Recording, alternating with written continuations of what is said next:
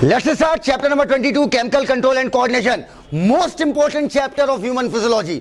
मतलब बौछार लगा दिए भैया, इस चैप्टर से क्वेश्चन आना ही आना है, मतलब दम भर आएगा। बहुत बहुत बहुत इंपॉर्टेंट। अब पहले पेज से लगेगा कि कम इंपॉर्टेंट है, क्योंकि पहले पेज से आपके क्वेश्चन आपके मात्र दो ही पूछे गए 2006 में। The neural system and endocrine system jointly coordinate and regulate the physiological function in the body. 2013 में क्वेश्चन आया हार्मोन और non nutrient chemicals which act as intercellular messengers and produce in trace amount।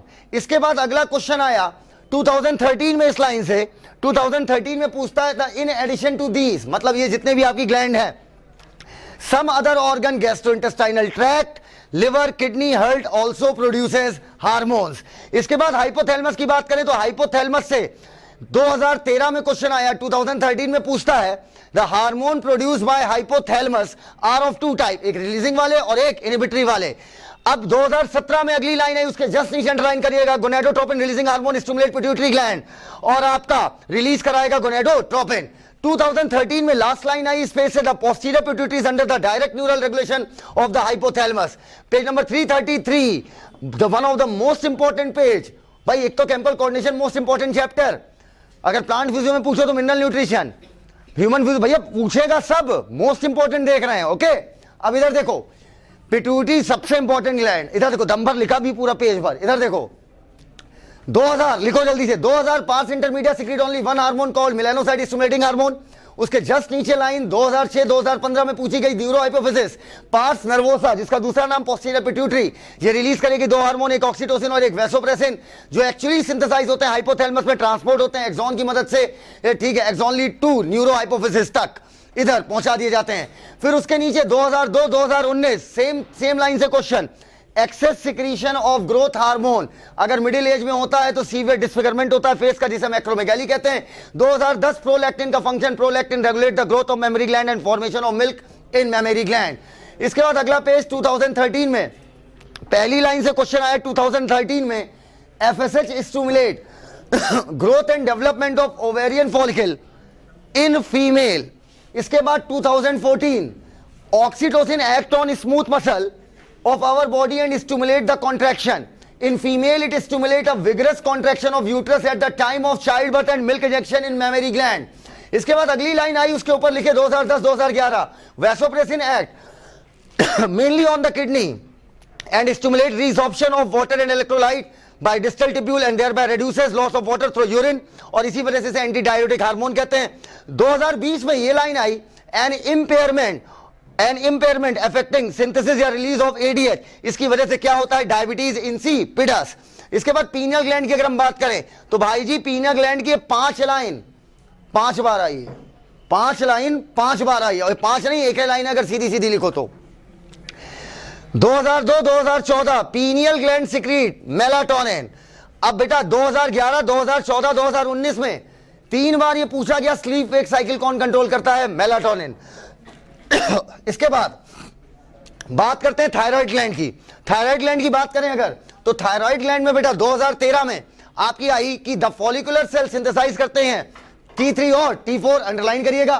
फिर 2013 में अगली line, deficiency of iodine क्या कराएगा, hypothyroidism, और इसी वजह से थायराइड ग्लैंड बढ़ जाएगी, जिसे हम गॉइटर कहते हैं। 2013 में हाइपोथायराइडिज्म प्रेगनेंसी के दौरान क्या क्या डिफेक्ट कराएगा, उसको अंडरलाइन करिए। नेक्स्ट पेज में पूछा था क्रेटिनिज्म को लेकर, क्रेटिनिज्म किस केस में आएगी, आपकी T3 T4 की कमी की वजह से आएगी। 2003 में ये क्वेश्चन आया। 2016 में एक्सोप्थेल्मिक गॉइटर, ऑक्जेप्टोमिक गॉइटर के बारे में पूछा था, हाइपरथायराइडिज्म का केस है, थायराइड ग्लैंड बढ़ जाएगी, आई वॉल आगे आ जाएगी, बीएमआर हाई हो जाएगा, वेट लॉस होगा। 2020 में ग्रेवीज डिजीज को लेकर पूछा था कि ग्रेवीज डिजीज हाइपर का केस है कि हाइपो का, तो ऊपर लिखो 2020 हाइपर का केस है। आइए आगे अगर हम बात करें पैराथायरॉइड ग्लैंड की बात करें तो 2022 में ये लाइन पूछी गई, पैराथ हार्मोन बढ़ा देता है कैल्शियम का लेवल ब्लड में, पैराथ हार्मोन बोन पे अटैक करता है, बोन का रिजॉर्प्शन कराता है, और अल्टीमेटली आपका रीनल ट्यूब्यूल से कैल्शियम का एब्जॉर्प्शन कराएगा और डाइजेस्टेड फूड से भी एब्जॉर्ब कराएगा।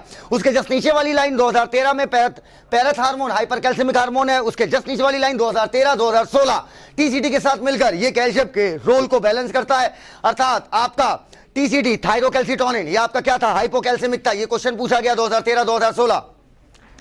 थाइमस ग्लैंड से आज तक एक सवाल 2012 में, थाइमस ग्लैंड जो बूढ़े लोग होंगे उनमें क्या होगा, थाइमस ग्लैंड छोटी हो जाएगी, जिसकी वजह से थाइमोसिन का प्रोडक्शन कम हो जाएगा और अल्टीमेटली लिम्फोसाइट का मैच्योरेशन कायदे से हो नहीं पाएगा और बूढ़े कमजोर हो जाएंगे।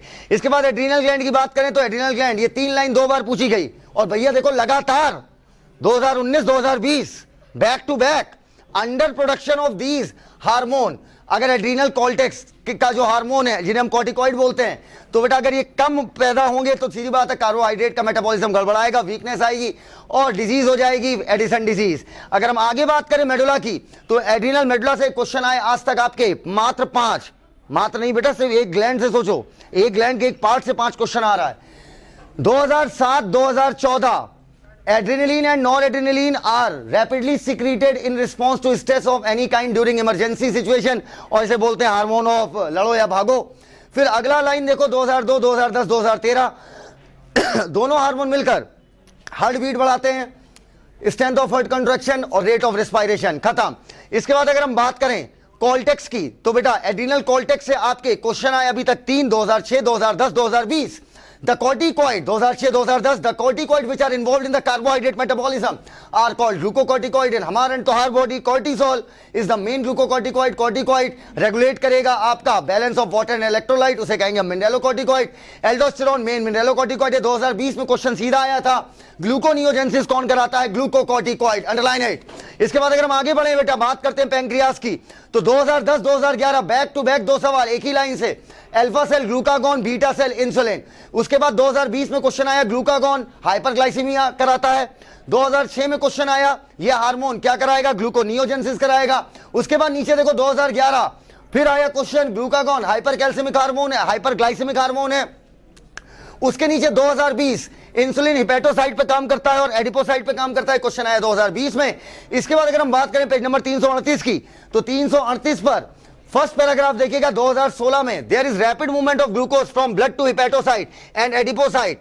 ठीक है, यहां तक 2016 में पूछा गया, इसकी वजह से क्या होगा वो 2013 में पूछा गया, लिखो ऊपर result 2013 resulting in decrease in blood glucose level. फिर 2020 में सेम लाइन से 3 बार क्वेश्चन, 13, 16, 20 हाइपोग्लाइसीमिया होगा। इसके बाद 2010-2020 10 साल के अंतराल पर यह क्वेश्चन आया, इसका मतलब यह नहीं कि अगले 10 साल का फिर अंतराल लेगा। Prolonged hyperglycemia leads to complex disorder, जिसे बोलते हैं डायबिटीज मेलाइटस। टेस्टिस से बैड लक है आपका, एक सवाल आया, मतलब यहां से वहां से बहुत आया है। 2013 में लीडिंग सेल जिसका बोलते हैं इंटरस्टिशियल सेल, ये कौन सा हार्मोन निकालती है, एंड्रोजन, दूसरा नाम टेस्टोस्टेरोन।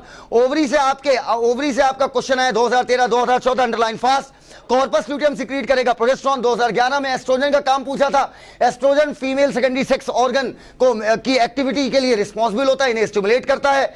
और इसके बाद आया 2014 में क्वेश्चन प्रोजेस्टेरोन का काम प्रेगनेंसी में सपोर्ट करता है, प्रोजेस्टेरोन मेमोरी ग्लैंड पर एक्ट करता है और एल्वोलाई का फॉर्मेशन कराना और मिल्क सिक्रेशन में प्रोजेस्टेरोन का रोल है। अब अगर हम बात करें 2021 में क्वेश्चन आया था जक्स्टा ग्लोमेरुलर apparatus आपका बनाता है एरिथ्रोपाइटिन, जो कि आपका एरिथ्रोपाइसिस कराएगा। Mechanism of hormonal action, one of the most important topic, pituitary और मैकेनिज्म ऑफ हार्मोनल एक्शन। भैया इधर देखो, hormone can be divided into group. 2004 में इन 3 लाइनों से सवाल आया, अंडरलाइन करो कि कौन प्रोटीन है, कौन स्टेरॉइड है, कौन आइडोथायरोनिन है। 2004-2018 में इस लाइन से डायरेक्ट क्वेश्चन आया था, अमीनो एसिड डेरिवेटिव कौन सा हार्मोन है, आंसर था एपिनेफ्रिन। सेकेंडरी मैसेंजर का एग्जांपल पूछा 2006 में, cyclic MP, IP3, calcium ion. और उसके बाद 2012 में हार्मोन जो इंटरेक्ट करते हैं इंट्रासेलुलर रिसेप्टर, वो उसका एग्जांपल पूछा था स्टेरॉइड और आइडोथायरोनिन। इस डायग्राम से क्वेश्चन आया 2019 में डायग्राम दिया, लेबलिंग पूछा था हार्मोन की, रिसेप्टर की और साइक्लिक एमपी और कैल्शियम अर्थात सेकेंडरी मैसेंजर की। 2012 में डायरेक्ट पूछा था कि कौन सा हार्मोन ऐसा होता है जिसके रिसेप्टर आपके बाहर ही पाए जाते हैं, प्लाज्मा मेम्ब्रेन में पाए जाते हैं, तो आंसर था FSH। इस तरीके से हमने देख लिया कि केमिकल कंट्रोल एंड कोऑर्डिनेशन से अभी तक कितनी लाइनें आई हैं। This is Sahil Siddiqui, thank you, धन्यवाद।